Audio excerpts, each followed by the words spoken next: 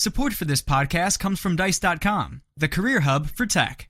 With their new salary predictor, Dice makes it easier for you to understand how much your skills are worth.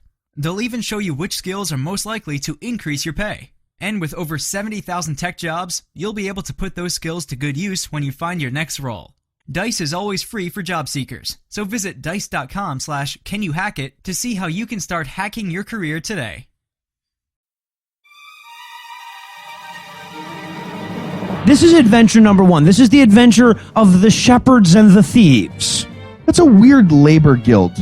The shepherds and the thieves. Like, I found some falconers and rapists in a group. The falconers, you guys can just step out for a minute. I'm going to talk with everybody else. I'm going to minister. It's the Union of the Shepherds and Thieves. Today's old business is sheep are hard to keep in one place. And again, who took my wallet? God-awful movies.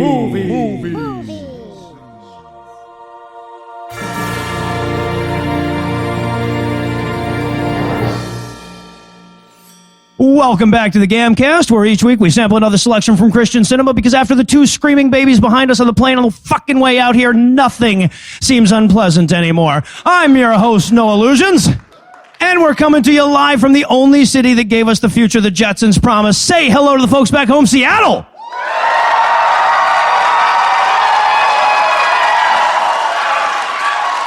See, a lot of people don't know that the Space Needle and the Jetsons came out in the same year. I've been carrying that around for a long time. Never had a reason to mention it before. And, of course, joining me from stage right, ladies and gentlemen, please say hello to my good friend Heath and Noah.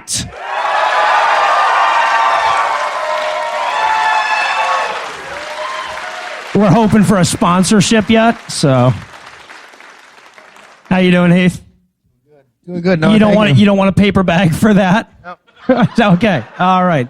As long as you're good. Because, we can't have people getting crazy inebriated in the middle of the show. And, of course, joining me from stage left, please welcome my bad friend Eli Bosnick. Dude.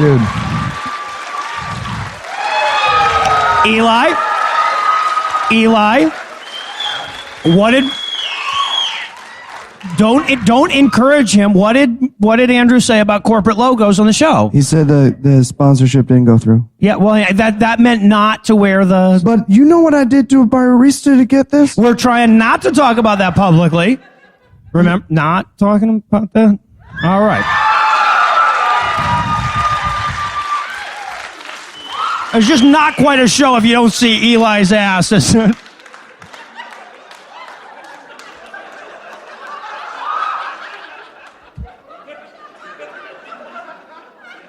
All I'm going to say is from where we're at, you can see a hell of a lot more. Imagine being our lawyer. That we legitimately, he gets calls from us at 1:30 in the morning where it's like, how much of Eli's ass can we show on stage? You really haven't lived until you've heard a sleepy Andrew Torres say, as long as no reasonable person could expect to see your butthole.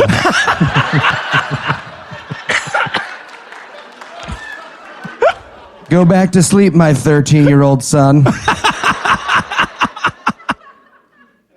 And the cat's in the cradle and the silver spoon. Fucking love my job. So tell us, Heath, what will we be breaking down today? All right, we watched Journey to the Sky. It's the story of the guy who brought white God to South Asia, making it into the wonderful, thriving, not at all terrifying place that it is today. Yeah, no, he fixed it. Yeah. He certainly fixed it. And Eli, how bad was this movie? Well, if you love Jesus, even though you're a dirty savage, you will love this movie. Before this show, we had to do a tech rehearsal where we just got this very nice gentleman that works for the theater standing here listening to us do that and going, wow, that's really what you're going to do at your show tonight, huh? Seattle college student. Yeah. Already writing his think piece about me. All right, now, is there anything you guys want to nominate this one for being the best, being the worst at? I'm going to say best worst, walking into random people's houses and asking for stuff. That's like how shit gets done in India. Like food, money, Apparently. jobs. Like it's just a dude fucking his wife. Somebody walks in. He's like, oh, hey, yeah, Eiffel Tower. Cool. Awesome. Yeah. Here's my resume. If you want to check it out. Get a job like that. Awful. There's like multiple times in this movie where people just show up at other people's houses with the most inappropriate of questions. Yeah. Does this look weird to you? Yeah, man, you're from India. That's some kind of thing that the West hasn't seen for like 80 years. You should have clean water. That's what kills. Oh, that's true. You should go. You're not going to have a good time. I want you to have a good time. That was a test. Yeah. That was like a fire alarm for my vicious racism. All I'm saying is Oh, this, they're we haven't gone. even They're actually reached gone. the Flint portion of the We lost this someone. evening's- So I'm hesitant to ask now, Eli, do you have any best worsts? Best, worst bookend story. Yes. Yes. And no, I should mention, okay, so the movie that we're doing, this is based on a true story, right? The true story of the guy who popularized Christianity in India. And by true story, I mean, these are all things this guy claimed happened. So at the very least, it's based on a real lie. Right. Right? But you couldn't just go straight into that story. That would be No. madness. What you need is two unrelated people from the same race whose problems will be introduced and then never solved or really dealt with. Bookending the story in the most awkward, ham-fisted way humanly possible. Yeah. No, I think you've nailed it. I also wanted to nominate it for best worst use of the word adventure. Because we constantly in this movie are told, like, this guy, Sundar Singh, Sundar Singh went out and had many great adventures, and then they'll show the adventure, and it's like he got hit in the head with a stick. But not killed. Yeah. Miraculously, he survived. Yes. I want an Indiana Jones where he just gets the shit kicked out of him but doesn't die. After that last one, so do I. Yes. All right, well, they told me just as I was walking out here that apparently this stage doesn't count as a legal place to smoke marijuana in this state, so I need a quick break. But when we come back, we're going to be breaking down all the prosaic adventures of Journey to the Sky.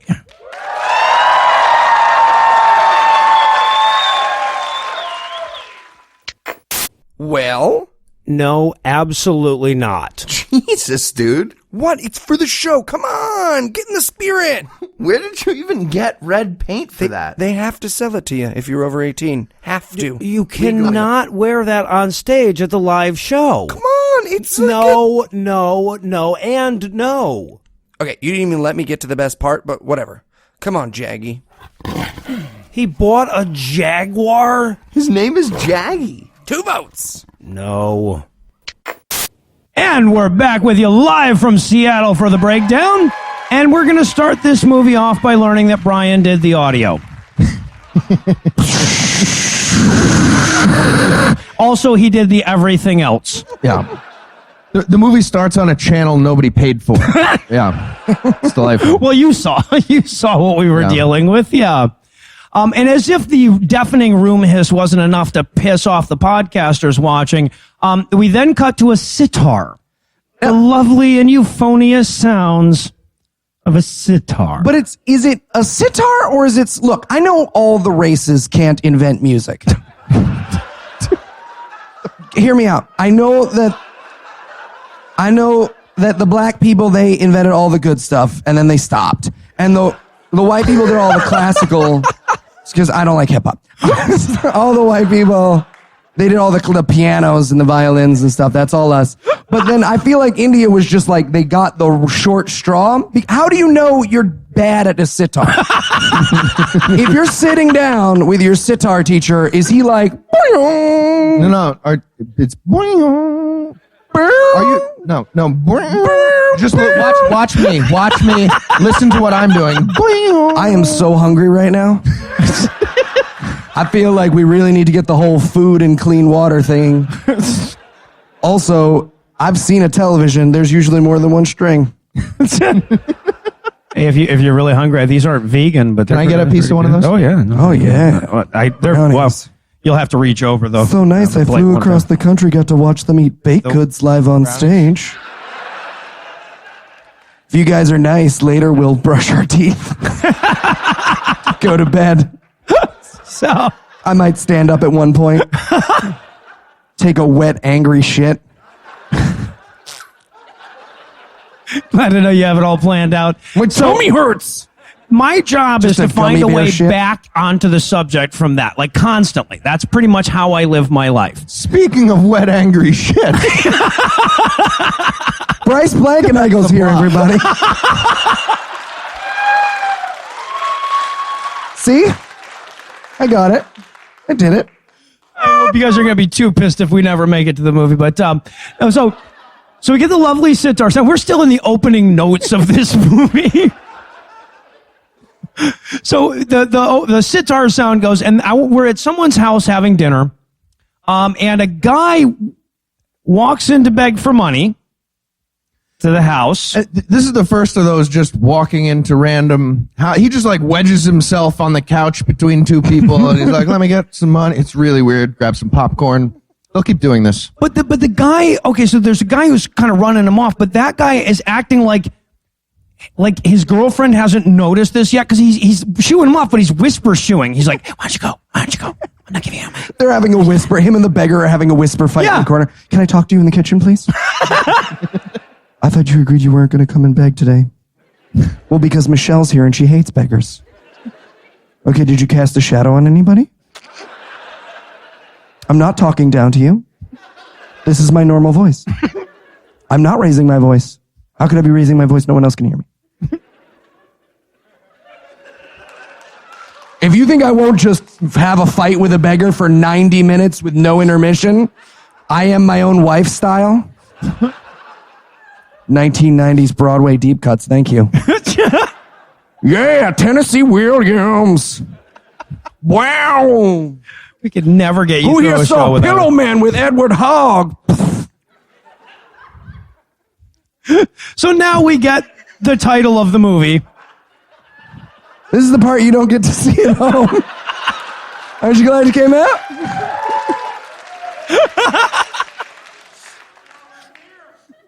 Now, I do want to point out, though, that the title, okay, this movie is Journey to the Sky, and it really does look like they had no idea as they started typing how many words there were going to be in the end. Like a 9-year-old wrote a birthday card. Journey to the Sky. Little tiny Y You comes get it. down on the side. Yeah, exactly. I also started my movie off with I started my notes off here with a series of music notes. My first one was that mean old dog's coming back for more. And then this opera voice comes in. I wrote in my notes, this is what the lady from Fifth Element was doing before she hid jade eggs in her vagina for Bruce Willis. Because she's just like, ah! It's like the first time you do anal. Ah! In a haunted house, just, no, this is part of it. Welcome, kids. Ah! Do anal in a haunted house, people. If there's one thing you take away from tonight's show.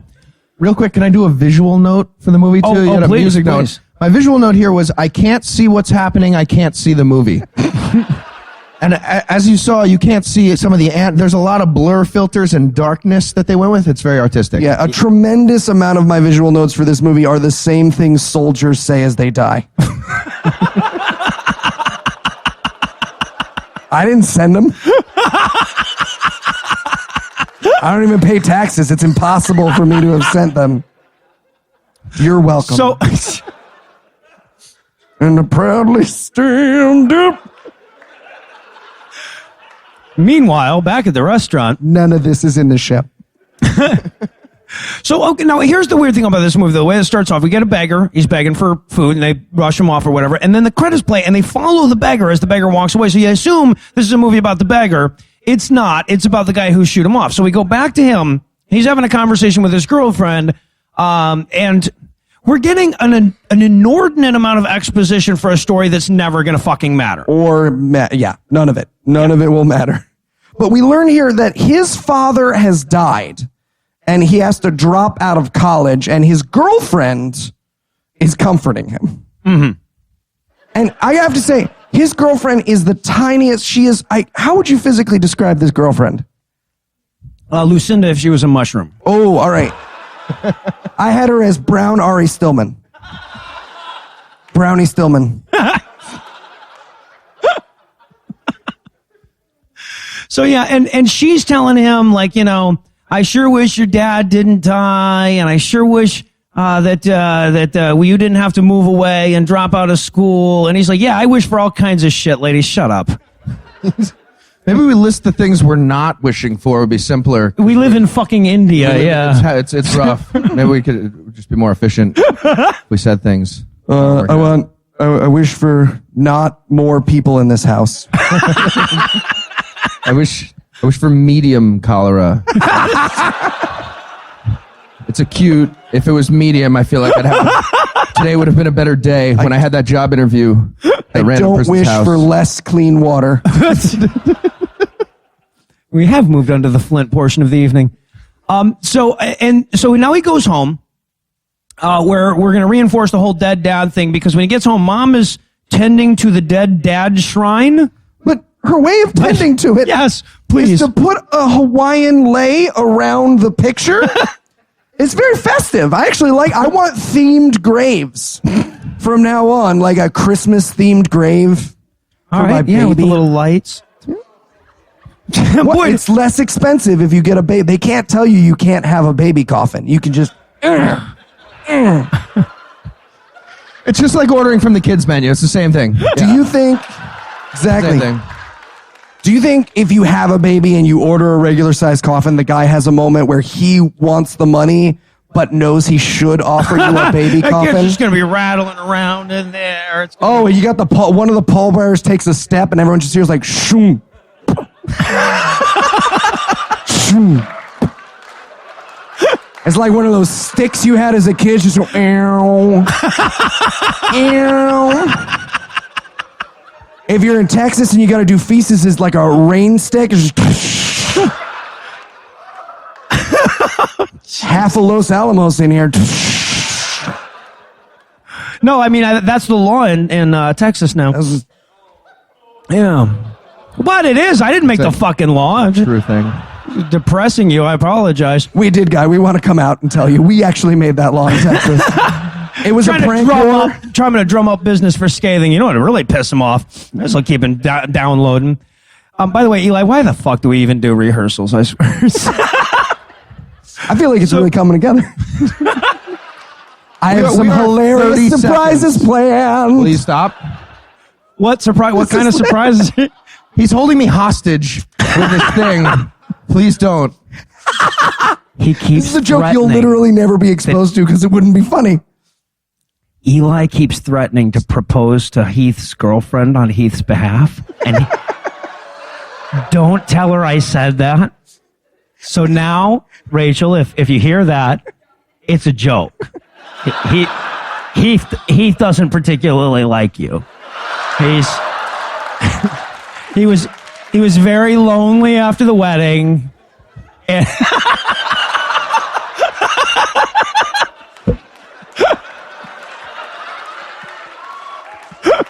he told us he was going to do that. I thought, guys, this two-man show is going to be weird. He needed something stronger. I love he had other alcohol there just in case. You need both. Sometimes you're backstage. So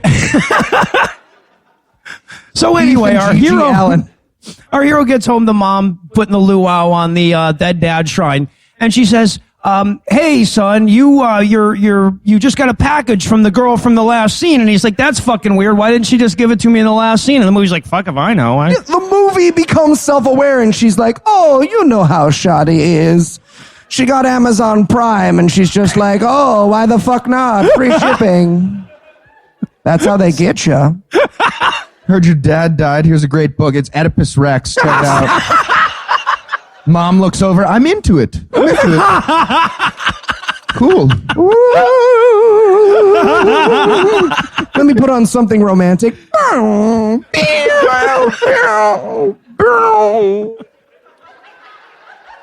I would feel entirely confident to do dueling sitars with the greatest sitar player in the world, as long as a non-sitar listener was the judge. So, Just some guy from South Carolina. You both did real good. yeah, that's our surprise guest today. Ravi Shankar. Sundar Jungnyarla. The inventor of the sitar. So now it wasn't Oedipus Rex, unfortunately. The movie still, it could have gained me back at this point, but instead it's this book about Sadhu Sundar Singh. That's his actual Now- name. Nice. Yeah, no, that's the only time I'm going to get it right tonight. Now, the movie itself, I forgive you for not knowing this because of how fucking off the rails we've been from minute one, but the movie itself is going to be about this guy, right? About Sundar Singh and how he popularized Christianity in India. So the movie needs a clever way to get into it. Their idea for this is, here's a book about the thing this movie's going to be about. Well, I wish that was how they got into it. Right, yeah. No, that's the first attempt they're going to make at that, but it's not like he just reads the fucking book now. That would be indelicate. This movie, far beyond that. Yeah, right. And the inscription to this is like, Dear, no. I do not understand this book. Maybe you will. Love, Shanti. That's really it, too. Like Finnegan's Wake. But for us. And then we get... You made that a racial thing. I meant the two of them. Shame on you. So... Now you're included in Justin's think piece. I hope you're happy. His blog, scathing. It's also on Tumblr, just so you know. It's been retumbled 4 times. Oh, you didn't expect me to get really in there with the deep cuts of the Tumblr lingo. So Were we anyway, reviewing a now we movie? cut to a train. Actually, this is the weirdest fucking shot in the movie to me because suddenly we see a train and then we're not. It's not establishing a shot with a train. No one is on this train. We will never be on a train. It's a jump scare. It's just, yeah. Marquise Kilpatrick sees a train coming more quickly than this movie. Oh, Marquise Kilpatrick is a 13-year-old boy who was killed last month by a train. Marquise Kilpatrick, ladies and gentlemen. I just bring him out on puppet strings. His family needs the money. They went for the big coffin. Jesus. They shouldn't have. I told them. And they were like, get out of our home. It's the whole thing. I don't like to bring drama to the stage. Or the planned lines or anything. So we see this train and look, there's no reason for you not to think this is an establishing shot for something that's about to happen on a train. So we cut from that to a dude, like guitar guy at the party or whatever, playing I'm Dreaming of a White Christmas. I should point out, these are the only white people we're going to see in this movie. They thought that was a little indelicate. The white Christmas. Come on, give me a break. That was racist. He's getting interrupted by Heath's dad. There's just a drunk guy like, I'm dreaming of a white Christmas. All white, if you know what I mean. It's my house, my rules. I feel like this is like triggering, but good too. Like in a good way. Like it's a good drunk. Because you got a bike? It's like a fun alcohol. I did get a bike. Yeah, it's like, I'm going to get a new Nintendo game after this rant, aren't I? From a Nazi. Come here, buddy. You know Daddy loves you. You know Daddy loves you. He didn't always talk like that. They had the strokes. So before that, he had a normal... I thought that was an accent. Now I feel bad for the imitation I did of him. I thought he was Swedish. He's a Phasian. Yeah, he's a Phasian. Is that a fat Asian?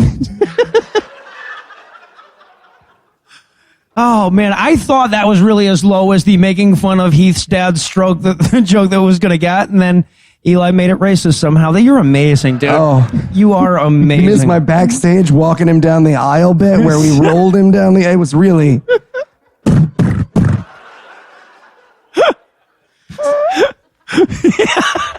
Because it's sudden. Your dad listens to this show, doesn't he? He lost a lot of oxygen to his brain. It was so funny. For a while. Not as much as my dad. Story topped. Guys, my dad's alive. It's just a bit on the show. So he's not. He's dead. Don't worry. Imagine how tasteless that would be. Yeah, that would be very tasteless. Good Y'all are going to call. go home and Google, is it? I don't know what to believe. I really shouldn't have eaten those brownies. I feel like I do a better job usually keeping you on track. So this white couple that we haven't met yet, they're decorating for Christmas. All of a sudden, there's a knock on the door.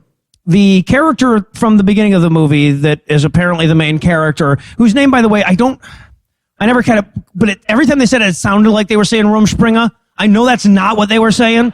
I'm going to call him Rumspringa. So Rumspringa comes in the room, and he's just like, hey, people in this house, you guys hiring? Drew, here's how this scene should have gone. Let me read it. Heath, will you do this with me? Yeah. Oh, hello. I'm the white guy? Yeah. Okay. Hello, Mike. Hello. Casting. Do you remember me? You just walked into our house. I vaguely. Oh, I'm so sorry. That's how it should go, yeah. But instead, he's just like, I got one of your Vistaprint cards, and as you know, that is like a mob marker at this point in time. Give me employment. But it just so happens that the day he showed up asking for work was Christmas Day. Christmas. So, right? So the drunk guy is fucking pissed. He's like, what is this, some kind of day of giving and charitability? Go fuck yourself, man. So they send him packing.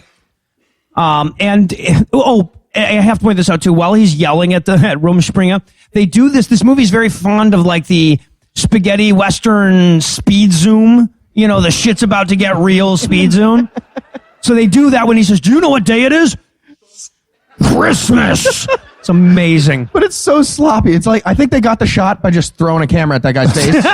And then they cut it when it was almost there. Because he was terrified. There is a lot of head throwing in this. Throwing at heads in this movie. Yeah, no, that would make perfect sense. So that night, they all go to bed at the jobless hostel. He's in... I feel so white guilty watching this movie. Is that like a hotel in India? I don't know. I don't know why I'm turning to you. Right? I felt the same way. I was like, is this just a house?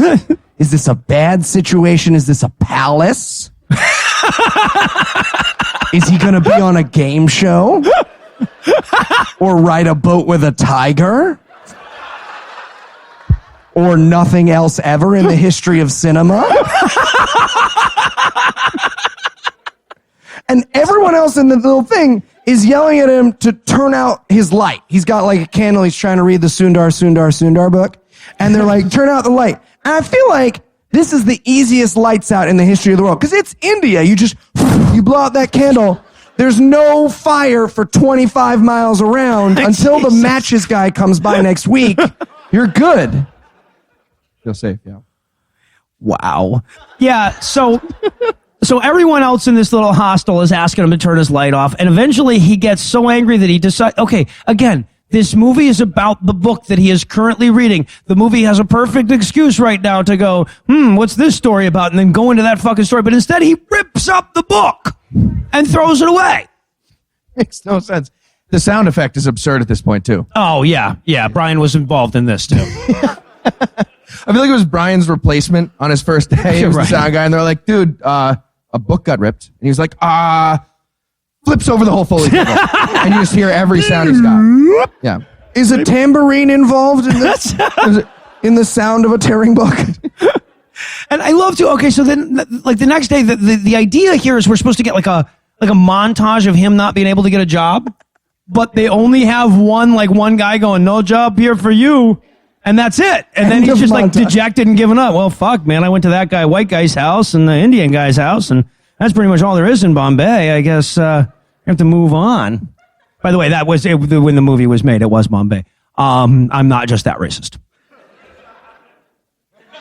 I bring someone for that. So also because he couldn't get a job. Ladies and gentlemen, Charles Murray. Also on puppet strings. So we see that he can't get a job. We also see that he's getting kicked out of the jobless hostel for not having a job. That's rough. Yeah, no Got shit. kicked out of the homeless shelter. It's like getting kicked out of the van down by the river by your roommate in the van down by the river.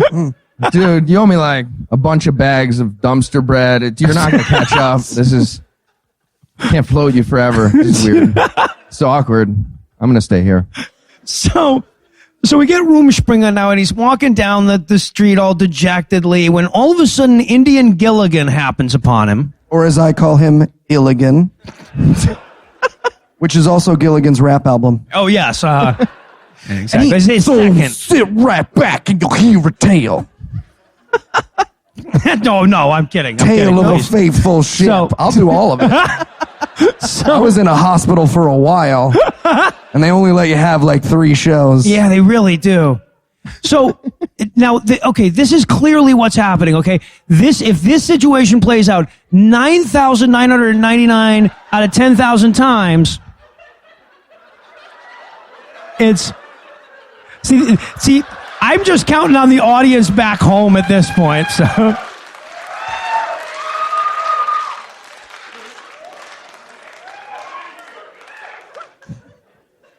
I'm finished. Okay, good. So anyway, like the situation plays out very much like this guy that he just ran into wants to make a gay hooker out of him, right? Right? Yeah, for those who saw this movie, that's totally what you expected, right? Yeah. Absolutely. The guy's like, I think I have a job for you. Let's go into this dark room together. How's your gag reflex? What? Nothing? But then no sex stuff happened. No, I feel like in that situation, I'd be offended that I didn't get, like, it's not that I want to get raped, but I'm saying, like what, all of a sudden I'm not attractive? Or, like, it's just a weird rejection. It's like being an altar boy that just served in the church and then left. You're just in the husky section looking at a mirror.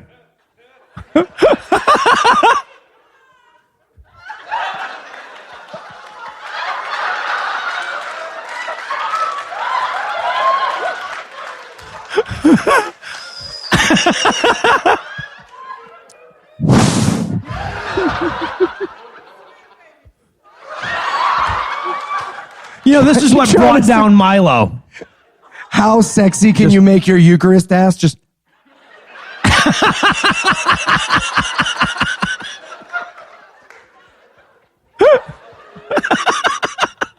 But it's not a gay hooker situation. No, it's not.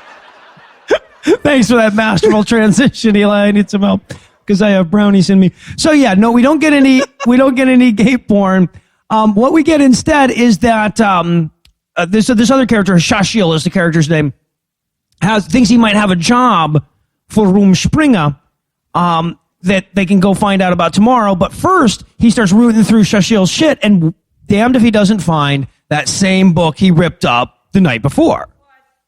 It's amazing, right? I didn't believe it either. Welcome to my experience of watching the movie. Oh, yeah. So the guy says he's like, oh, that's an amazing book. It really changed my life. And Rumspringa's like, how did it change your life? He's like, so many ways. So it's changed all of it. Basically, this is Catcher in the Rye for brown people, is what we're learning. It's like, oh, I love that book. Really? What do you love about it? It's Catcher in the Pumpernickel. It's Catcher in the Pumpernickel. That's a type of bread that's brown. Don't look. No, yes. Don't look. Stay with me. All right, only 8 people were willing to clap for that joke, but man, were they willing to clap. Catcher in the Pita? So, Catcher in the Samosa. Catcher in the Samosa played well. this is not getting better. Don't look. So, Their eyes are based on movement. Audiences are like T-Rexes. so now, finally, I say finally, like we're 40 minutes into this show. We're like 13 minutes into the movie. It's only a 47-minute movie, for fuck's sake, but... Are we 13 in? Yeah, something like that, yeah. So, because this is the point where the movie starts, right? This is the part where he's like, now I will tell you the story of... Did we really need the backstory for this? No! Like, the movie just starts with a guy telling a story and we all panic. Like, wait, hold on. Who was he fucking right before this? Before he starts telling us, like, a stranger? Do we just guess at who is fucking? And also, like, the story then is not told in a linear way, right? Because over and over again, we hear him say, from the time he was a young boy, it's like, the chronology in this fucking movie is Tralfamadorian. All right. Kurt Vonnegut fans. I like Couple. There was a I like couple. the three of you. Woo. The rest of you, you know. All right, so now we get the story of Sadhu Sundrench Singh, who is very religious, like believe the shit out of those beliefs. And he attended a Christian school when he was a boy. He wasn't Christian, mind you. That was just the closest school. Which kind of throws a wrench into this story, right? Like, if I were making this story up, and let's be real, someone was making this story up, I would be like, look, there's this guy, and he was totally a Sikh or a Muslim, whatever they are, and then one day he was just like, what if there was a guy named Jesus? Now that's a good story. A better story, yeah. Like when I eventually have kids and go back to Judaism because atheism's a phase and you outgrow it, it's not going to be as impressive. Thank you. It's not going to be as impressive. One mom who got brought here is like, fine, thank you. I didn't like the Eucharist joke, but I liked that one. And honey, you're going to just, so many tattoos. You have such pretty skin. Did you need a skull? When do you need a picture of a skull, hun? When were you like... Was someone like, oh no, is there a skull in the house? And you're like, right here on my tit. I'm so glad your father's dead. Oh, Jesus Christ. Because I hated him. This is the 90-minute bit that Noah just like goes and gets a cigarette during. That you get to experience. Yeah, actually, if you don't mind, I'll... no, I have brownies. I don't need to smoke. So then his mom dies. Yeah, so then his mom dies.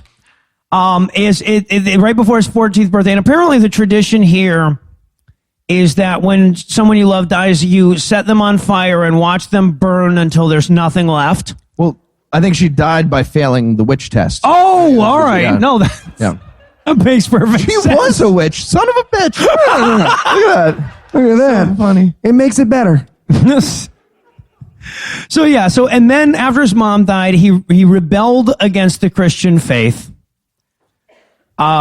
Which, when you think rebellious child, when you think like bad boy, like rebelling against Christianity. Yeah, what would you think would be like an example, like a cinematic exemplification of that? You become Jewish. That would anger.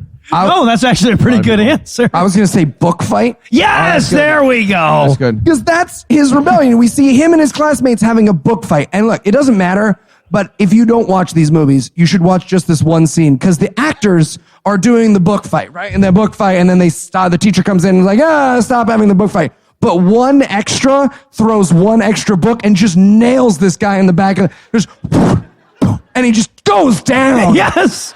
And is not in the rest of the movie. Well, and this movie has a couple of these bizarre levels of escalation, right? Like this movie starts off with, okay, so we're giving the bad boy montage. We go straight from they threw books around the classroom to throwing handfuls of cow shit into a church while people are praying. That is the next step. And then from there, burning a Old Testament. Burning a New Testament. Exactly, the worst thing you can do. Which I feel like is not as bad. Like if we walk out of the theater and there's a protester and he's like, Burning Diatribes Volume 1, available now on Amazon.com. We'll be like, that's a weird way to plug the book. I'm glad you didn't throw shit at us. Yeah, exactly. I wanted them to bring in problem teen Jesus here. Show us a little bit of that. Him just like aggressively playing with a butterfly knife for no reason, or like scratching like INRI was here into a desk and getting in trouble. I want to see Jesus play the knife game from Alien. Now that you mention it, that would be pretty sweet. Talking back to Joseph, you know my real dad's God. My real dad killed all the Canaanites. Go to your cross. No! Take this cup from me. So now our bleed from every pore. That's in the Book of Mormon. I hate Pretty that weird book. one. It explains the Shroud of Turin, I think. So now, okay. At this point, this is the point where he has this big conversion to Christianity, and it happens in the whiniest, bitchiest way, where he threatens to kill himself if God doesn't show himself and tell him which religion he is. Yeah, he pulls a suicidal girlfriend. Yes! Yes, even in the same tone and everything. God, if you are not here tonight, I die. And God's just checking his texts, and he's like, fuck. I don't want to reward this behavior, but I don't want a text from the EMTs tomorrow. Can you mark that as unread? How do you mark it as unread? This is awkward if I can't do that. Oh, she ended it with I love you. I love... Oh. I'm just going to report this post on Facebook. I'll let Zuckerberg deal with that. So yeah, he has this amazing God, if you exist, send nudes moment. He threatens to throw himself in front of a train. But luckily for him, God does exist. God has heard his cries. And God chooses to appear before him in the form of... a laser pointer. Yep. I wanted it so badly to just be Teen Jesus. He takes it away. That really burns your corneas, just so you know. I'm going to ride my Razor scooter. It's attached to a Roman whip because it's a Razor scooter. Ooh, some Passion fans in the audience. Some crucifixion deep cuts. Kurt Vonnegut, crucifixion. Yeah, between the two of them, I kind of prefer Vonnegut, but hey, you know, to each his own. So he sees Jesus. Jesus comes up, and this is how literal this dumb fucking movie is. Like, I am Jesus. I am the light of the world. And it's like, oh, that's why he's a light. Anyway, and then you half expected the character to go, I thought that was metaphorical. I don't think that's it. And then, but at any rate, so Jesus wanders off, and he wakes his dad up. He's like, Dad, I just saw Jesus. And Dad reacts exactly like I would, minus the fucks. Dad's like, oh, you lost your mind. Go to sleep. I feel like his dad was right there, and he's just like, fuck. My stupid kid's going to commit suicide. All right. Light a candle behind a yellow blanket. I am Jesus. Practicing my white voice. I got to point out, by the way, it gets worse later, but Jesus has the whitest voice you can possibly imagine in this movie. So now news spreads quickly all over town about how Sadhu suffering Succotash saw Jesus. And his dad freaked out. His brothers openly persecuted him. For that? Just like a montage of the brothers being like, happy holidays. Oh! Wait, what color cup are you drinking out of? Oh, red, motherfucker. Oh! Hey, look at these Happy two holidays. gay people you've never met getting married. Oh! What if I asked them to make me a cake? Nailed it.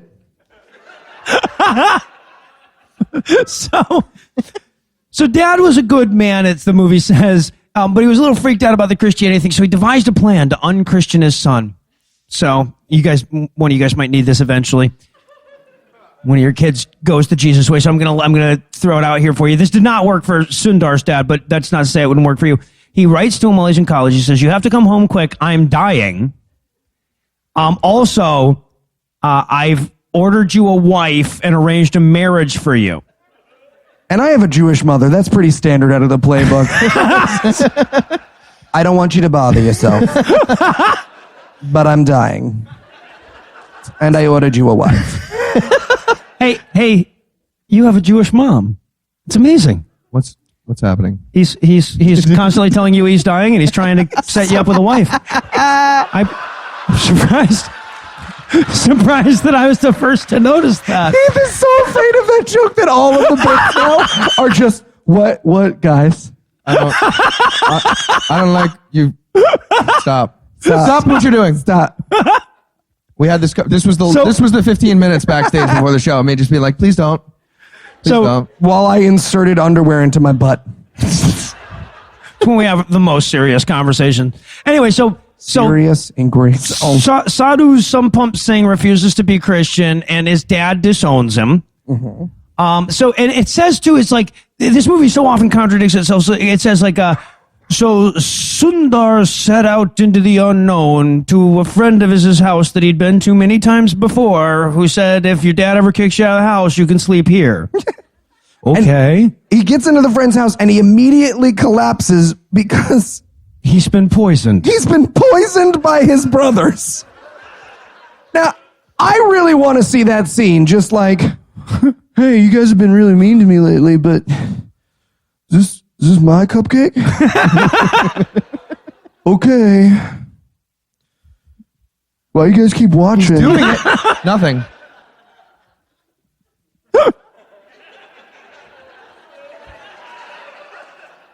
This is a very Christian thing of me to do. So, I had no idea how long this would take to eat. I was figuring I'd go through that by now. So now we... Oh, I'm still digesting. Okay. Please, go ahead. So now we jump out of the narrative because God knows, 10 minutes inside the story, we all need a fucking break. Am I right? Well, I love too, because Room Spring is all worried, right? He's like Fred Savage going, wait, did she get eaten by the shrieking eels or what? Because he's like, wait, he laid down. What happened? And the brother's like, well, it was a deadly poison. He's like, so he died? Like, why the fuck would I be telling you this story if he died, man? Yeah, he died. He just fucking died. Go to bed. No. He's like, no, he didn't fucking die. It was a miracle. It was so miraculous, in fact, that the doctor that treated him became a Christian on the spot. And I feel like that guy had a weird week, right? Just a weird job altogether, yeah. Just goes home from work. He's like, gets his doctor bag and his dot, and then he comes home and he doesn't have the dot, and he's like, guess what happened today? We're Christian now. I'm not sure how much changes for you. So now we get, okay, so first of all, now Shashil has to explain to him. He's like, yeah, it's such an amazing story. We'll tell you the rest of it later on in the movie. He says, but, it's a very important story to me. He says, after the Bible, Sundar Singh's story is the most influential in my life. Third is the red fern growth. Fourth is the giver. Oh, you only read the books from school? No. Sixth is Romeo and Juliet. See, it's so weird to me because my list is all erratic Who's the Boss fan fiction. Oh. So like, where we top finally five. Find out who the boss is. That's such a sexist name for that show. It's obvious who the fucking boss was. It was Judith Light. Duh. Why the fuck was that even a question? I was born in 1987. Fuck you. Fuck you. Fuck you. Let's hear it for wanting to fuck Alyssa Milano when we were kids, huh? See? Let's hear it for wanting to fuck Amanda Bynes when you were a kid. Let's hear it for one and then stopping because you felt like she really had some stuff going on, but now that she's back, you feel like it'd be okay, but you're also not sure if she has hepatitis because like that stuff doesn't leave your system. A lot of hepatitis cautious people here in Seattle, and I'm glad to hear it. The amazing thing is he does that at every show, but this is the only time I'm going to leave it in because it really fit in this time. Thank you. So you kept saying eventually it was going to fit. Don't wear condoms. So now I know there's someone in this row who I really want to meet. She's hated the movie with me. She's anti-condom. We are locked right in. Whatever you do, don't turn up the house lights. So now I know what a lot of you guys are thinking. It's probably Heath's girlfriend right there. So I'm sorry. Heath's girl to whom he doesn't have like labels. They don't like labels. You guys are Seattle. You get it.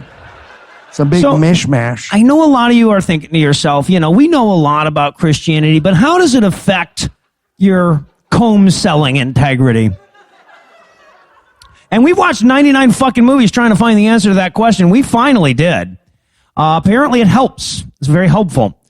Because we now cut to a scene where Shashil has gotten Room Springer that job, and apparently the job is like hard selling 13-cent plastic combs in a drugstore. Yes. Rather gross. And what's weird about it is we all worked in retail, and you can't lie unless it's a magic trick, let me tell you. Because he's like, and they're unbreakable. And the guy, he's the Indian James Randi, he's just like, fuck me, right? Yeah. I don't understand. Is that an issue with combs that they break in half? Do you need to stop? You got a very aggressive response to that. One audience member was like, yes! Finally! Just stage rushes the stage. Finally, I get to talk about this. I have my book out in the lobby.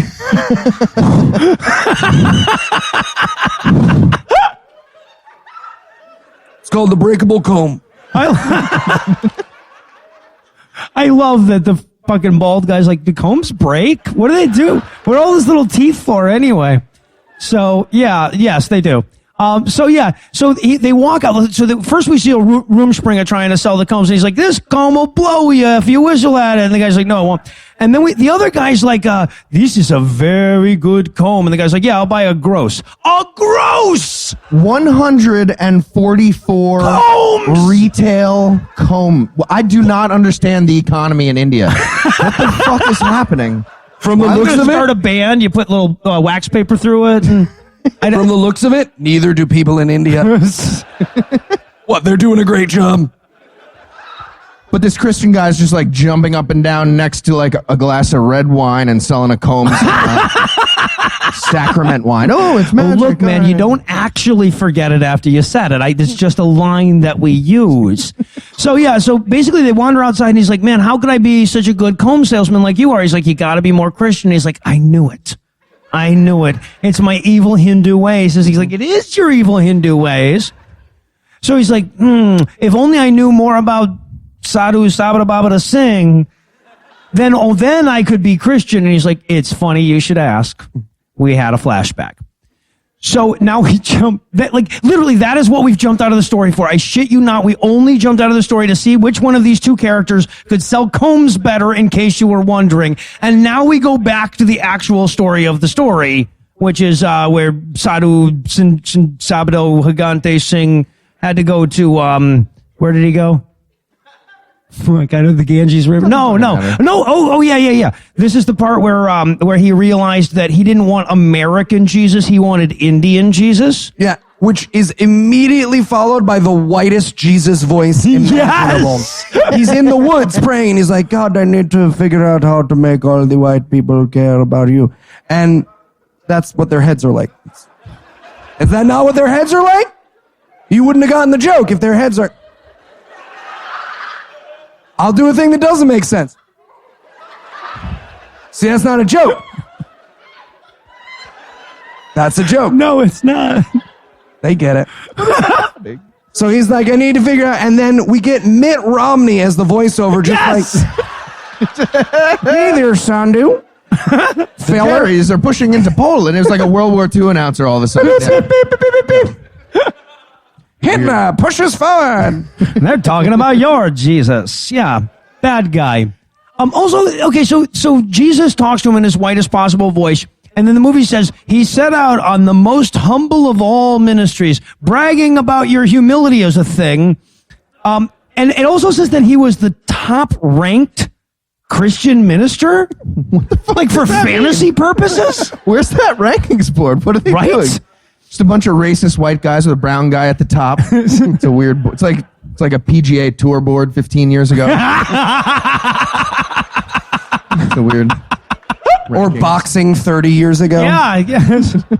Or the Olympics 45 years ago. Yeah, no, we can keep going back. All the people, he became Christian and he started ministering to everybody, and all the people loved him. And the movie literally says wherever he goes, it was all joy and happiness, and the people loved him. And then it shows people shoving him and throwing shit at him. It says, except those guys. Pretty much everybody else, though.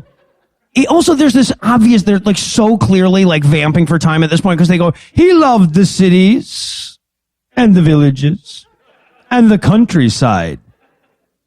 Fuck, that's only 20 minutes. And the townships, the hamlets, the unincorporated municipalities. Fuck. Anybody got a thesaurus? Should have read this movie out of a hat.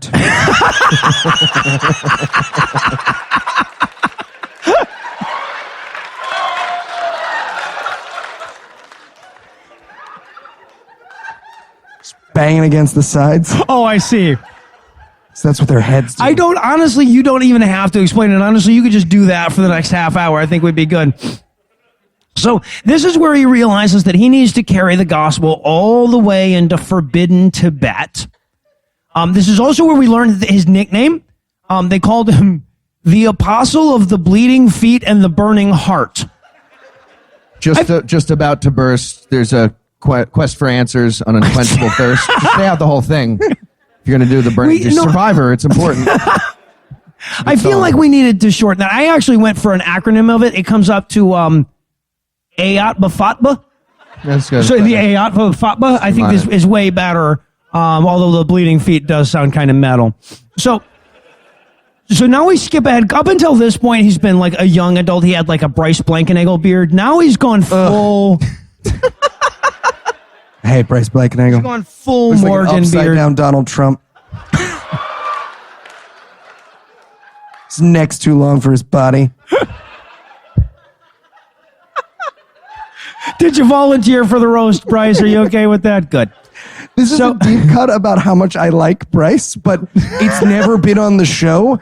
And we've been joking about it so much this week in preparing for the episode that now this is when you all hear about it.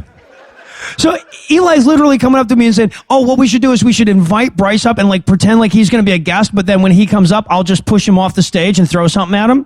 And like, no one will get this joke but you, Eli. And he's like, but I'll get it and it'll be fucking funny. I'll enjoy it. So why is it always about them?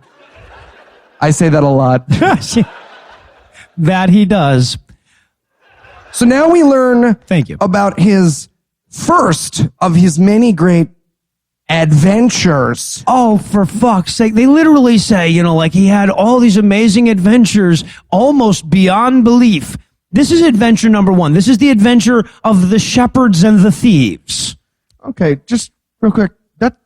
That's a weird labor guild. The shepherds and the thieves. Like I found some falconers and rapists in a group.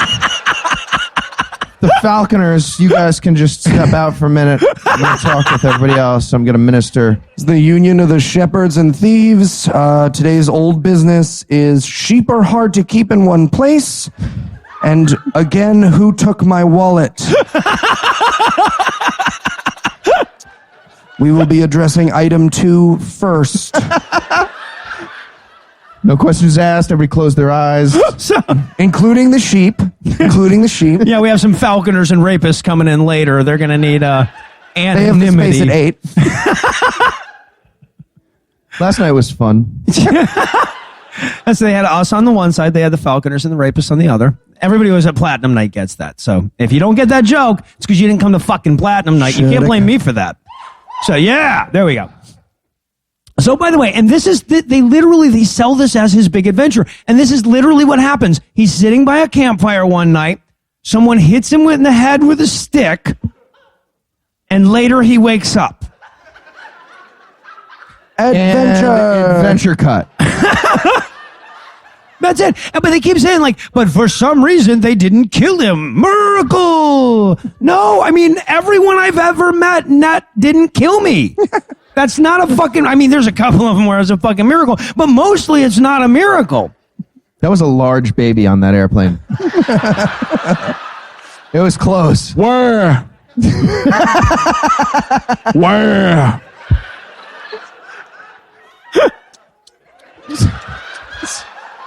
Baby was If you didn't already look like a giant baby so much, that would not be as funny. But you totally do.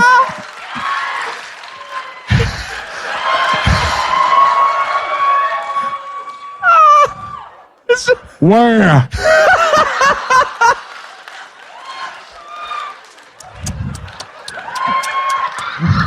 This was 6 hours of our lives. Just a baby Eli with an Ed Hardy shirt right behind Noah. Can you imagine how bad it is to have this body? I live inside this. It's like carrying a mattress all the time. This is a weird cast, Brad. We've gotten really complicated with these at this point. I fit in a box too. On my birthday. In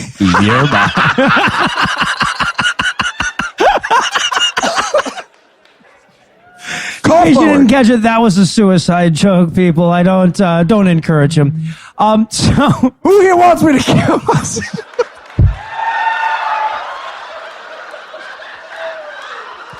everyone from this section has to go. I'm sorry.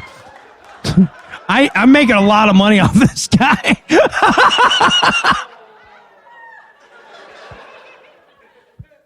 So Twitter's here, everybody. I was so nervous. Eli said he's had to read his notes off his phone. I'm like, you're going to be fighting with Peter Boghossian all goddamn night, aren't you? So, okay, so this... I gave him an idea. Since you mentioned him. So anyway, he's on his adventure trying to head over the Himalayas to Tibet, but a bunch of people hit him with a stick, so he comes back. And I love the way the movie says this, like, he kept going over the mountains, but no matter what would happen, he would always come back to India because he loved it so much. It had nothing to do with the fact that he was pussing out every time somebody threw a rock at his head. And speaking of rocks being thrown at his my head, God. We now get to one of my favorite scenes. We actually pulled this clip for you guys. This is so amazing. Can we show this clip of him getting hit in the face with a rock? Oh, here it is. No, is that it? Yeah, this is it. Oh, this is amazing.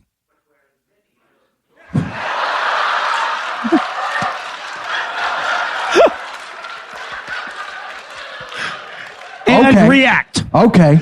So he occasionally got hit by one of those delayed reaction unconscious rocks. It's amazing. I love that scene so much. And the transition out of this is, okay, so not all the people liked him, but all the animals did, and I wanted so badly for it to cut to a scene of a monkey just hucking a rock and it just... a lizard just...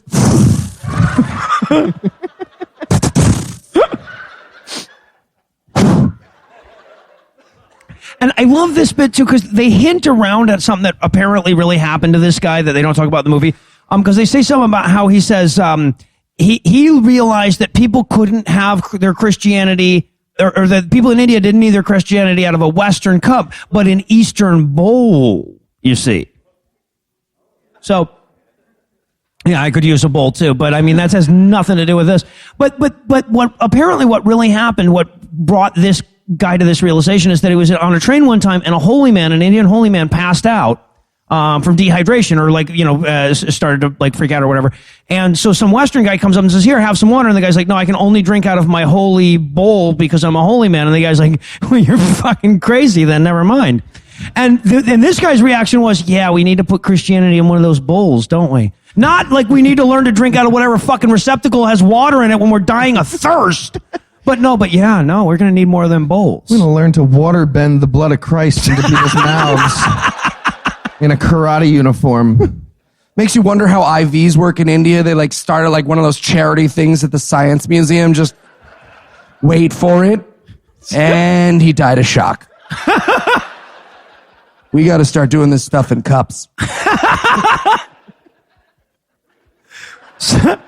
I was always bad at those, and I would just slide the penny down the side.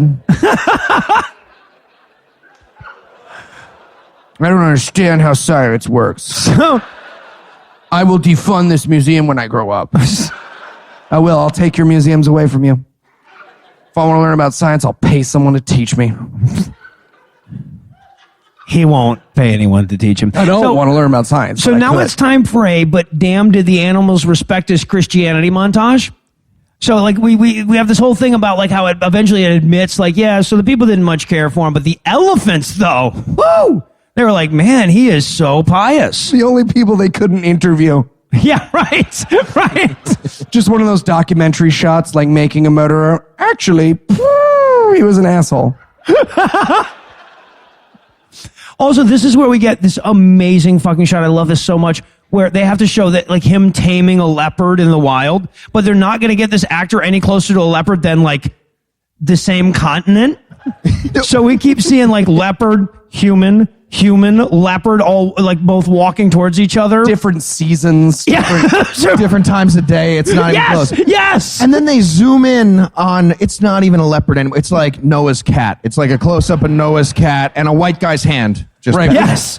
With Sharpie on it, just like, no. Look at my butthole. Look at my butthole. So, with the knowledge that it can never get as good as the jaguar leopard petting scene again, we're going to pause for a quick break. But first, give Act 3 the hard sell. Should I have stopped at 2 brownies, you think? Let me get. Do the blood vessels in my ears sound loud to you guys, too? What the fuck were we just talking about? Find out the answers to these questions and more when we return for the He Just Kinda Dies conclusion of Journey to the Sky.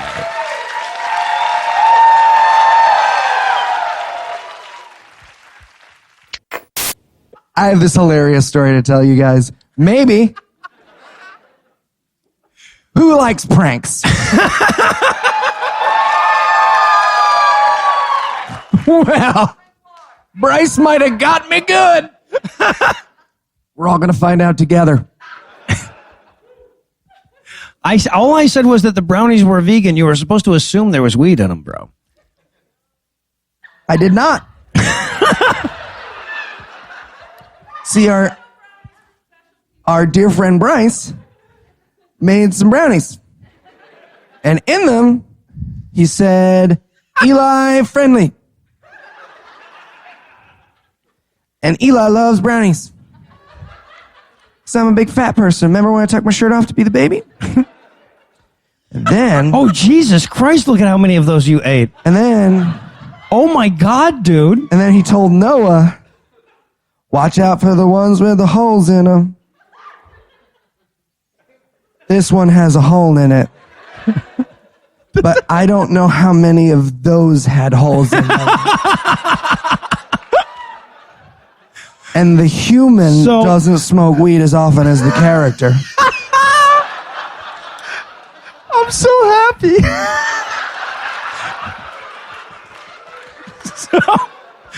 So we gotta hurry this shit the fuck up.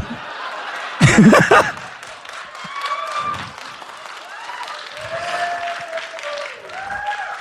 And Yep. if anyone sees Bryce Blankenagel, kill him.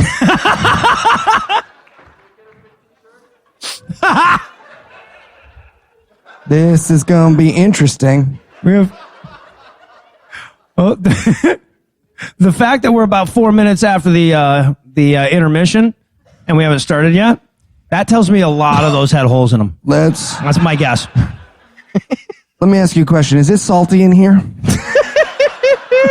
My muscles feel great. That's how I wanted to spend my weekend. It's fine. Go! We're on a time limit all of a sudden. All right. It's like Batman stopping to talk to Commissioner Gordon when the bomb's on the fucking plane. Shoot him a fucking text. P.S. I'm Bruce Wayne. I can hear my heart. You sure you want me to go? You need a minute? And we're back for more of this shit. Seattle hasn't given up on us yet. There we go. Now, when we last left our hero, his fame was spreading across India, which you could tell by how many people threw shit at him everywhere he went. This is where he travels the world to give everyone his wisdom. He goes to England. He goes to America. Mm-hmm. That's it. That's the world. He got some huge audiences. He's like Dave Rubin of the Sikhs. All of a sudden, he's crushing it. And the answers to the questions he gives in this little Q&A section are marvelous because they reveal so much how racist the questions Yes. have been. All of the answers are this. No, my friend, I have never eaten human flesh.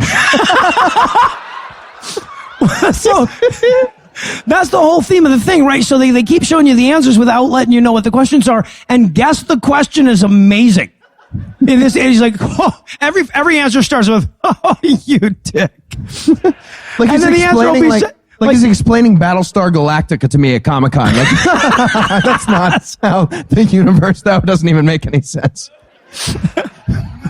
So yeah, like, and all his answers are stuff like, no, these are actually the clothes I wear on purpose, you see. And one of them was actually, I shit you not, the last answer he gives is, I have met people in India that are every bit as nice as Western people. So that's literally like okay, what was the fucking question? And also, why was he hedging his bets? Because basically all he said was the best people in India are as good as the average people here. Seemed weird. I mean, it seems like something Eli would say, but I mean, anyway, this is their movie. So we close out this montage of him being wise and we move on to him praying that God will stop letting people be dumb enough to disagree with him. We get another face zoom, too. Yes. And this time he flinches. They definitely threw the camera at him. He was like, and when the face... No, not after the rock scene, Ahmed. Eyes on you. Seek and ye shall find. Yeah.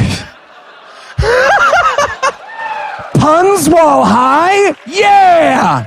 That's how much faster my brain works. I'm Keats. I'm fucking Keats.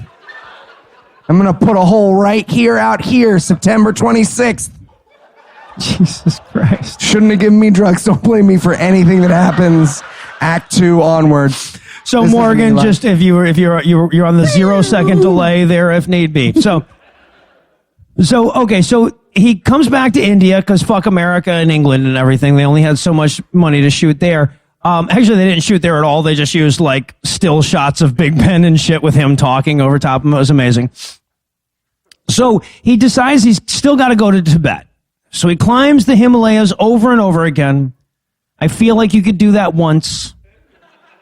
I don't know. But it's during this time that he has his greatest adventures. So this is where we get adventure number 2. There are 3, I guess, adventures in this movie. In this adventure, he was thrown into prison for being not in prison, I guess. And in the prison was a guy in need of a Ricola. Yeah, he's coughing like Morgan, our sound guy. Just If you hang out with Morgan a lot, that's much funnier. he's very coughy. So Short. So Check him out on the way out. It's like, he's not short enough that you're like, oh, does he got a thing? But he's short enough that you're like, look at that little dude. Like, you feel like you can say whatever you want, because what's he going to do, fight you? I feel like tonight he could fight you. I'm just throwing that out. He has mastery of space and time. Probably can also feel his lips. I can feel your lips. If I asked to chew you after the show, I apologize. So you normally don't apologize, so that's good. That's good. We should give you weed more often. So he's in this prison. There's this guy coughing, and he's like, you know what? I'm gonna give this motherfucker a blanket. I mean, I'm the only one in this prison with a fucking blanket, so it sort of seems like the least I could do. And all the prison guards are so freaked out. They're like, man, why'd you give the guy the blanket? He goes, Christian. That's why.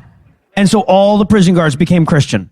Now, of course, this pissed off like the ruling people or whatever, who decided to cart him off to the market to get tortured. And they say, they're like, yeah, he got tortured for a long time, but boy, could he take it. And he didn't react at all. And I'm like, I'm watching him react. And he's supposed to being lashed, but he's in a paddling position. And he's really into it. He's just like, ugh, ugh, ugh. And he's just eyeing the camera, and you're like, this was not a punishment for anybody. Everybody was on board. They were next to us at the Platinum Night. So he was apparently so good at being tortured that they decided to let him go. Thinking perhaps that he was a god, according to the narrator. Which, to be fair, that is all the Christian God is known for, is getting tortured. That's true. That's true, and giving you the ability to sell combs really well. Winning the 0 for flinching game. That's what Jesus is known for. All right, we'll let him go. So now he finally gets to Tibet, where he immediately makes friends. And the first scene we see is this guy with this little girl on his lap being super touchy. And I'm thinking to myself, you know what? That is why Eli scaled a mountain to get to Tibet as well. That's right. What do you think happened to the little llama? In the 1990s, they tried to replace the Dalai Lama with a child, and the Chinese government killed that child. No, they... That's what that's a reference to. It's not illegal for us to pretend that. Yeah, no, you're good. Is that kid alive? Ladies and gentlemen, the little llama! He just comes out, but he's all G.G. Allen'd out because no one's heard of him in a while, and just needles hanging off him. Spits on you. Oh, would you let the Dalai Lama spit in your mouth? Just for the story. The kind of shit that occurs to Eli when he's high. So, TikTok. I would. I would. Thank you. 2 votes. Check out our new podcast. Spitting. Drink and spit with Heath. Drink and spit. I bet you Audible will fucking sponsor that one. We'll find out, yeah. So now, according to the movie, resistance stiffened against his witness. I only say that because that is such a sexy sounding sentence. Resistance stiffened against his witness. But it's okay. His friends had his back. Every time someone would roll him in a rug down a hill, they would pick him up. It's the dumbest punishment. Right? It's a rug toboggan. It looks fun. Yes! He's just like, wee, rug toboggan. Like, how? I don't understand. It's a weird punishment. Yes, his persecution in this movie is less traumatic than me trying out for Little League. It's like, honestly, at a certain point you thought... To be fair, that was last week. Get the fuck out of my way!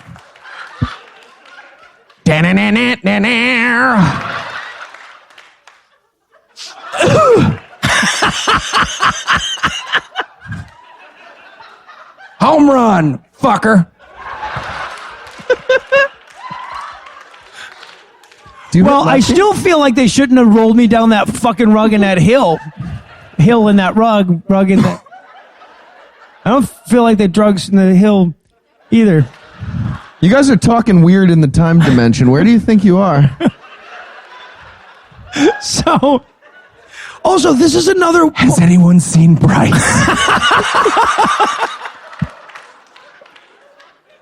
Keep going. Don't worry. I'm fine. Yeah, no, we'll be...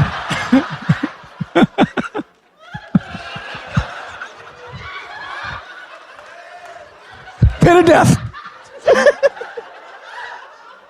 Bring it in, Noah. Try to speed up the metabolism. Pit of death. Snakes and shit.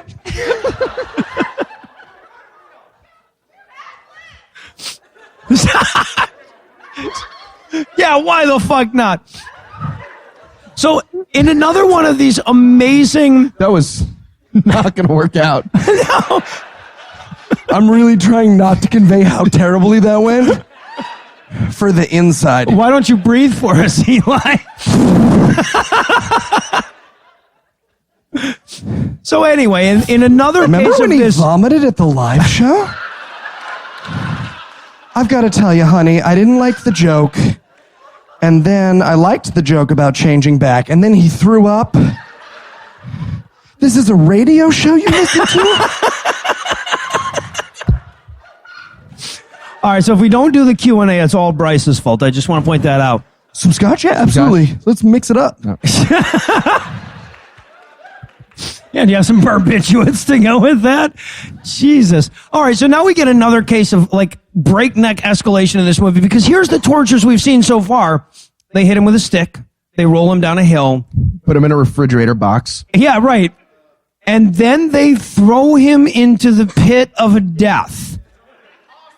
That's the next fucking step, is pit of death. Now, I should say, pit of death doesn't really live up to the billing. No one dies. Just a hole. It's just a hole. Could be the well of death. Or it could just be the well of underground. It has light fixtures. Right. The pit of death. They were like fluorescent or track. We've all lived in Manhattan apartments, so we probably have a different approach to the pit of death than most people. I was like, ooh, no shared bathroom. Yeah. Hello. If it's not in Brooklyn, I'm in. Well, I love that they're like, oh, look how evil and disgusting it is. There's rats in here. I'm like, we have those in this theater. No, I'm kidding. They don't have rats in this theater. They have mice. Little mice. But they're adorable, so it's okay. Some fans of Amanda Bynes and mice in our audience tonight. What is Amanda Bynes doing with the mice? Explain that one to me. Cooking rum and weed. So, would you drink Amanda Bynes' spit okay, so we're moving. if the Dalai Lama promised you could fuck him afterwards? So he's in the pit of death. So he's in the pit of death. There's rats in there, snakes. Just chilling. And they're like, yeah, they're not doing anything. They're like at the end of a shift. They're like, I got cut and I'm not taking more tables. I already cashed out. He's taking the stools down from the tables. Can I sit here? Nope. Nope. You guys are doing dessert still, No, right? We're absolutely not doing any of that. Woo! You can see we cleaned off the. Nope. Thank God it's Friday, Please right? leave. Thank God. So he thanks God for putting him in the pit of death. He explains to God that he's a real big fan of suffering, for Jesus and everything. But he points out, he's like, but if I die in this pit, gotta stop suffering. So Jesus rescues him. yes, Jesus does rescue him. Speaking of Jesus, I don't know if you guys realize, but he is joining us today. Right from the very back. Oh, there's a red dot. Okay. Yeah. No, if you saw the movie, that's like. But for the rescue scene, he gets this rope lowered down, right? Yes. And the plan was obviously to shoot this actor being lifted via rope. But it doesn't work. No. Because we see like 3 seconds of him like, ow, ow, ow, ow. Cuts away. He's at the top of the pit. He's just like angrily staring off camera. What's supposed to be happening? Does the pit of death have an end time? It's like a new guy who's just like, oh, do I lower it? And then you bring me. Yeah, all right. I felt bring like me out. Fuck that. It was just supposed to be the lotion on that, wasn't it? God damn it! I'm gonna get Can you fired. lotion while you're up here? No, we'll do it later. Well, I don't want to. I'll leave the lotion here. I'll get in the pit. And I'll go back down after. You just bring me up. We'll do the lotion after. I'll take you to the pit of lotion. Cool. Wait, hold on. How many square feet in the pit of lotion? That sounds like a pretty awesome pit. Actually, Yeah. I could use that. All right. So he gets pulled up to the top of the pit of death. And he says, and he looked around to thank whoever had rescued him, but no one was there. It must have been Jesus. And this is the best clip of the entire film. We have the explanation here. Oh, yeah. Let me set this one up real quick. So he escapes from the pit of death, doesn't know how he got out. He's pretty convinced Jesus did it. And then the guards catch him later, and they take him before the Lama. And they tell him, they say to him, how did you get out of the pit of death? And he says, because God is like, whoa. And then we get this explanation of how impossible this could be. And Becca, if you don't mind, we've got a lovely clip here of my favorite line in the history of film. There was only one key and only one key. Also, 2 keys. They Very showed clearly you 2 2 keys. There was only one key, and also this other one key over here. Did they not have the budget to take the second key off? Some guy, they didn't have time to pay him to be like, oh, that's 2. Fuck and you, we're man. going to say it twice for no reason that it's 1. I'm not losing one of my keys for your fucking movie. Real quick, has anyone seen Bryce? Oh, he's here. Nope. All right. By the way, that was Bryce just telling you no. I can. So Quick question. The vegan ones. They're good? All right. Well, this is just who I am then. That's upsetting. That's weird, right? You guys haven't been living my internal life, but I've just been like, make it through the show for the people. That's just who I am. Go on. The running was just what he wanted to do with himself. So, oh wait, are we doing prophecy? Yep. The three of us are now going to perch on our chairs. If you push Heath off his chair, you can have all of my Patreon money for the next 12 years. Because he'll die. I can have all of his too then. Awesome. Everybody wins. So he gets out of the pit of death, and now we have the weirdest ending to a movie. I can't move. We have the weirdest ending to a movie. This is what my legs are like forever now. We have the weirdest ending to a movie ever, because he's like, I made it out of the pit of death, and then in 1929, he went back to the Himalayas, and, well, it's now, and nobody's seen him lately.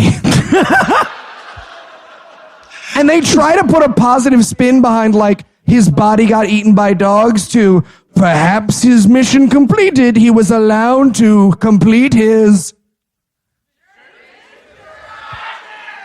Yeah, it all kind of, like, that's how you know you've got a masterfully written movie. When it all just kind of comes together like that. And the story within a story, we're about to wrap it. Oh, yeah, now, so here's the thing. Okay, so You guys forgot about that. Don't pretend you didn't forget about the story within a story. So now you may be thinking to yourself, wow, that's kind of disappointing. Is the end of this movie actually just, and then he went off into mountains and probably died or something? But it's actually even more bizarre than that, because yes, now we have to go back to Shashil telling this story to Rumspringa. And Rumspringa's trying to be nice. He's like, no, that was a great story, man. I did not expect that ending, I guess. And he's like, every word of it is true. And he's like, yeah, because you don't even know what the fuck happened. Like you would be lying to me about you not knowing what the fuck happened. So he's like, you and I, though, we couldn't live our lives like that. We just aren't Christian enough, are we? Oh, yeah? Oh, yeah. Come check this out. You see that nice house? So Shashil takes him he's like, I have to show you something before you go. And they go to this big house, which by standards in India, it's like me and Heath's place, basically. But there's this giant house by their standards. Just a box fort. Made of combs. Some call me once. Call me 2012. So, remember how quickly we forgot about that guy with child soldiers? Yeah, you forgot too. And now Eli's brought it up so you can remember it again. When you had the brownie excuse, everything made more sense. This is just who I am. Yeah. So now Rumspringa, he sees the house and he goes, oh my God, is that your house that you were kicked out of for being so Christian? And the guy in Shashil goes, that's exactly it. It's like, how the fuck did you know? I'm a Christian now too.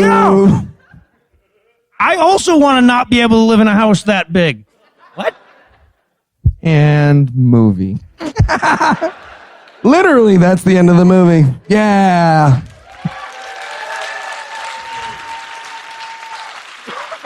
Hooray, Eli made it all the way through. I didn't win the bet, but that's okay.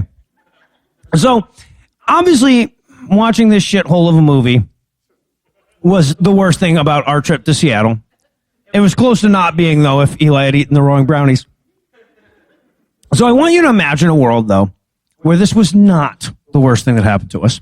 And I want you to tell the audience what you think would have had to happen on this trip in order for this movie to be the second worst thing that happened to us. Oh, okay. I'm going to say if Noah murdered 2 babies on the plane, but did not get away with it. Oh. Yeah.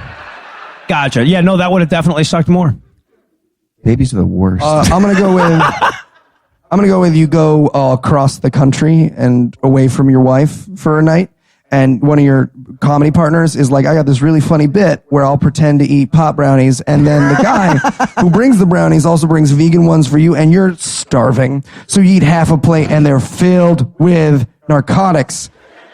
and then you can't see anything but your own pupils for the rest of the night, and you're just praying that they're laughing with you, not at you.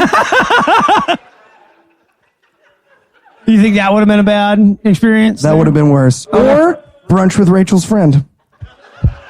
You guys weren't there, but it was hilarious. Yeah, I think she is here, though, so, like,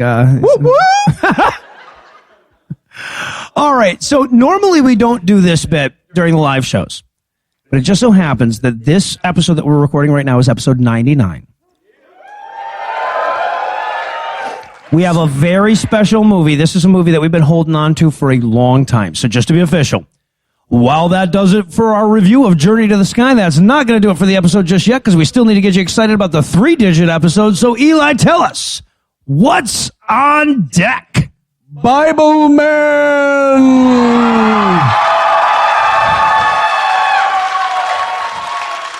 We are very, very excited about Bible Man. Everybody saw Noah just do a heil right now, right? That was not a heil. I was flying like Bible Man. You were We're flying trying like to a get some of Nazi. those Twitter frogs back on our side. What's the deal with gender studies? I would like $47,000 a month on Patreon. That was the trans guy, not the gender studies guy. They're all the same. Fearful white men. Every generation has one, and they never get punished. Unless we band together. Ooh, I have a great way to wrap this up. We're all gonna go. Never mind. So with that to look forward to, we're going to bring episode 99 to a merciful close. Once again, huge thanks to our audio engineer, Morgan Clark, came across 4 fucking time zones to help us out today. Big round of applause for Morgan.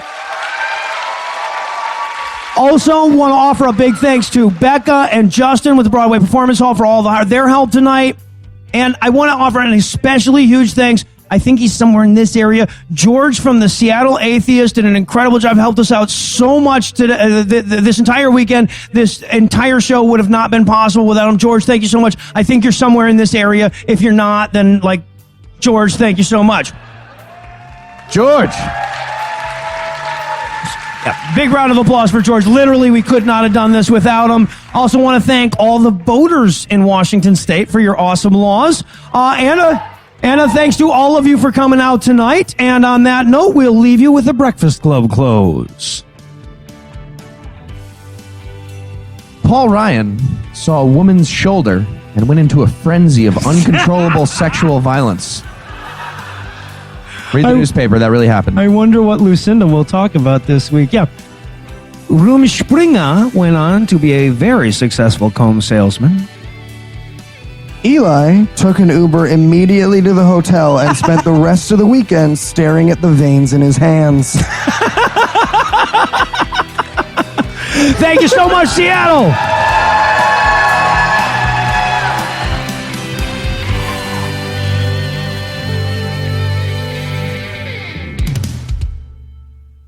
Hi, you must be Heath and Eli. Hello. Hi. Really excited to show you the place. I know you're gonna love it. Yeah, it's beautiful. Yep, 3 bedrooms, an office, and ta-da! What's that? It's a pit of death. I'm sorry, a pit of death? Yeah, in case any Christians come by, you can just throw them in there, and it ain't called the pit of death for nothing. Oh, I mean, that's convenient, I guess. Neat. How many entrances does it have? Just the one. Oh, good. Yeah, that's perfect. You don't want people sneaking out the back. That is so important with a pit of death, yeah. Mm-hmm. And how many keys? Just the one. And? Just the one. We'll take it. Ooh, a snake! The preceding podcast was a production of Puzzle and a Thunderstorm, LLC, copyright 2017, all rights reserved. Okay, keep your eyes closed. Okay. I want to show you my first ever painting. All right. Okay. Open your eyes. Oh, that's a lot of colors and shapes. So be honest. What do you think? Well, I like how if you switch to Geico, you could save hundreds of dollars on car insurance. Oh, yeah, that's true. Yeah. Here, why don't I hold your paintbrush while you call them? Geico, because saving 15% or more on car insurance is always a great answer.